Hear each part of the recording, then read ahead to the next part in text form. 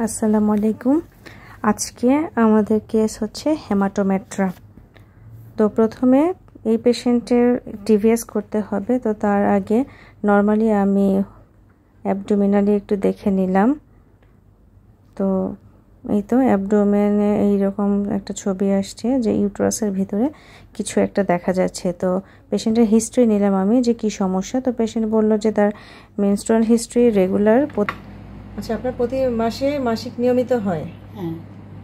পরিমাণ কি বললেন, আবার একটু বলেন। পরিমাণটা আগে অনেক যেত, এখন এই মাসে একটু কম গেছে। কম গিয়েছে? একটু কম যে গিয়েছে। আপনি প্রেগন্যান্সি টেস্ট করেছিলেন? না, মাসিকের রক্ত যখন কম যায় তখন একটু প্রেগন্যান্সি টেস্টটা তো করতে পারতেন।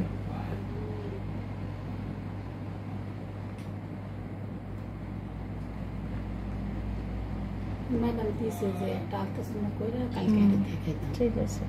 ওষুধ দিয়েছিল তো আমাকে 10 দিনে, আর আজকে 10 দিন শেষ হয়েছে। বলছে যদি দিন 10 দিন শেষ হবে ওই দিনে আলট্রাসাউন্ডটা করতে, বুঝছেন?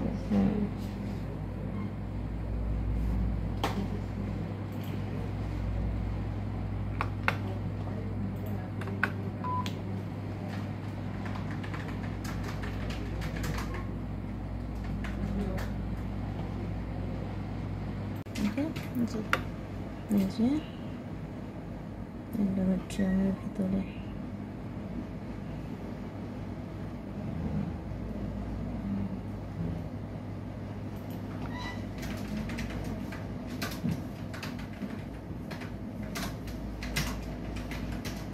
এটা হচ্ছে ব্লাড জমা হয়ে আছে। হ্যাঁ, এই কারণে এরকম এরকম কালার।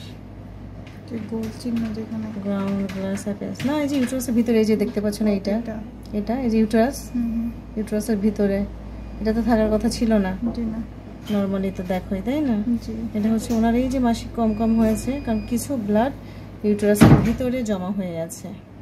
এই যে এখানে তো ভালো দেখাই যাচ্ছে, একদম কালো ফ্লুইড। আর এই যে এইটা যেটা, এইগুলো হচ্ছে ব্লাড। আচ্ছা, জি। এটা আমি একটু কালার দিই।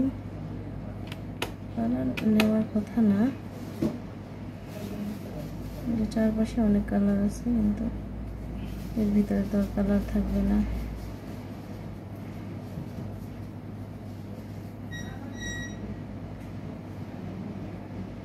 জমা থাকলে তো সমস্যা হবে না? হ্যাঁ, সমস্যা হবে তো, সমস্যা হবে।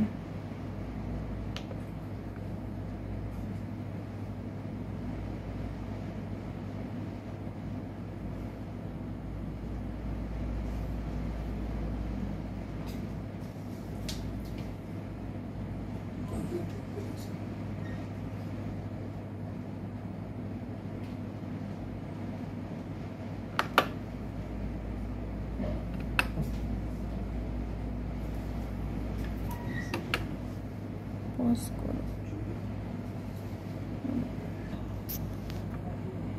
তাহলে আপনার কমপ্লেন ছিল শুধু প্রতি মাসে মাসিক নিয়মিতই হয়, এইবার একটু কম কম হয়েছে। হ্যাঁ, এটা ভালো আছে।